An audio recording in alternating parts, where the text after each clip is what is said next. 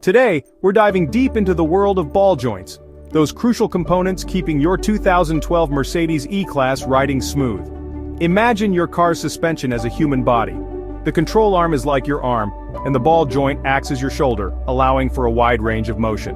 This ingenious little part connects the control arm to the steering knuckle, which in turn connects to the wheel hub. This connection allows your wheels to move up and down, absorbing bumps and dips in the road. Without a properly functioning ball joint, your E-Class would feel every imperfection on the road, making for a bumpy and uncomfortable ride. Now, how do you know if your ball joint is starting to wear out? Well, your car will definitely let you know.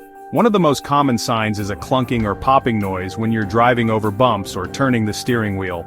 You might also feel vibrations in the steering wheel or even the entire car. Another telltale sign is uneven tire wear, especially on the inner or outer edges. If you notice any of these symptoms, it's time to get your ball joints checked out.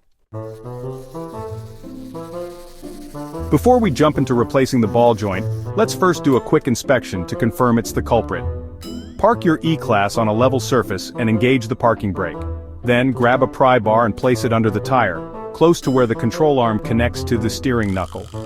Gently pry upwards while observing the ball joint. If you see any excessive movement or play in the joint, it's a clear indication that it's worn out and needs replacement. Alright, so you've confirmed that your ball joint is toast. Time for a replacement. First and foremost, safety first. Make sure you have the right tools for the job, including a jack stands, wrenches, and a ball joint separator. With the car securely lifted and supported on jack stands, remove the wheel and locate the ball joint. Using a wrench, loosen the nut holding the ball joint in place.